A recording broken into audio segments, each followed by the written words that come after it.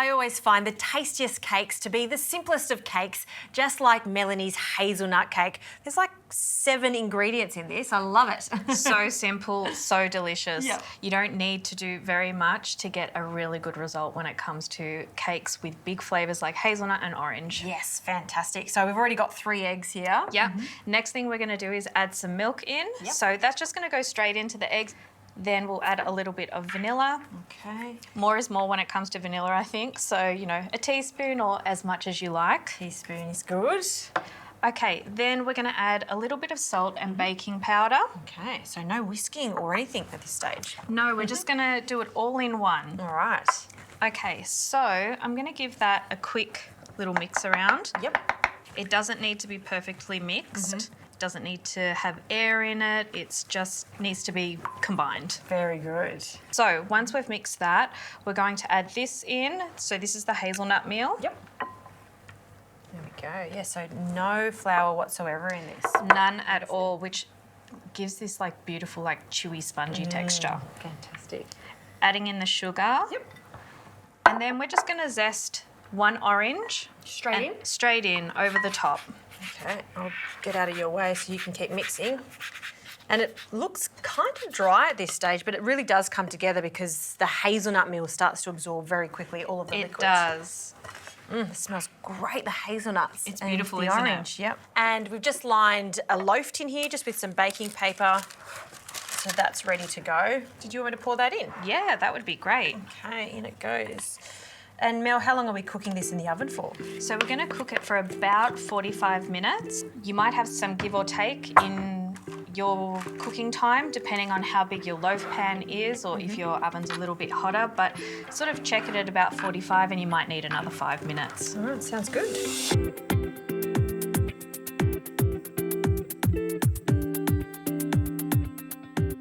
All right, Mel, cake is out of the oven. It looks fantastic. It's risen nicely, crunchy on nice the top. and crunchy, yes. All right, so to finish it off, we're going to make a really simple frosting. Yep. So we're going to go with some cream cheese and icing sugar. Yep. Super easy again. We're going to add some cream cheese to a bowl. Room temperature as always, because you don't want all those little lumps in your frosting. Yep, room temp. And then just some icing sugar over the top. Yep. And a little bit of elbow grease. Good, you can do that. Yeah. I'll take the cake out of the tin and we're just going to lift it. Thank goodness we've got our baking paper. It just makes life so much easier, particularly with a sticky style of cake like this. Any gluten-free cake, baking paper is your friend. Yep, absolutely. Just take that off. Oh, it looks fantastic. It really does.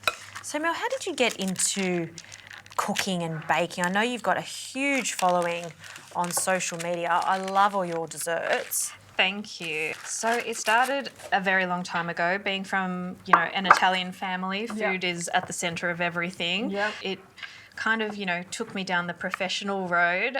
When I was still at uni as a student, I was studying nutrition and it was very dry, very boring, very chemistry based, which I think surprises a lot of people. It's not, you know, food forward. It's very sciencey. Well, I did food technology at school thinking that There you I'd go. be cooking the whole time, but there's a lot of nutrition, which was quite interesting, of course. It is. But it's not just about cooking. Yeah. That's right. So I kind of just started an Instagram to share my recipes and have a creative outlet. Yep. You know, the rest is history. I've been cooking and sharing recipes for over a decade now. Well, you're doing something right because people love your recipes and you can see why. Look, it's just very simple and very tasty.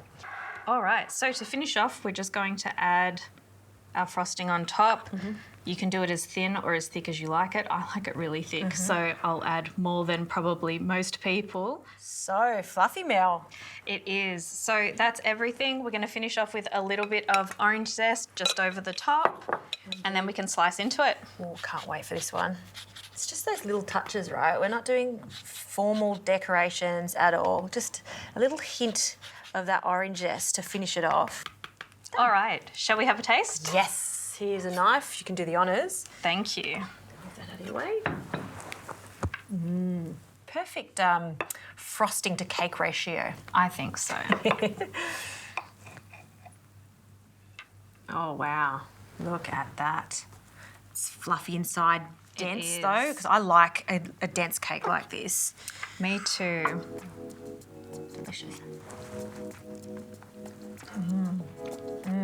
So good. So good. So easy. Do you know what I am happy about? You can get hazelnut meal now. It's so good. If you already use almond meal, then there's no reason why you can't substitute that for hazelnut meal. It is such a great nut to use in cakes like this. Mel, delicious. Thank you. You're so welcome.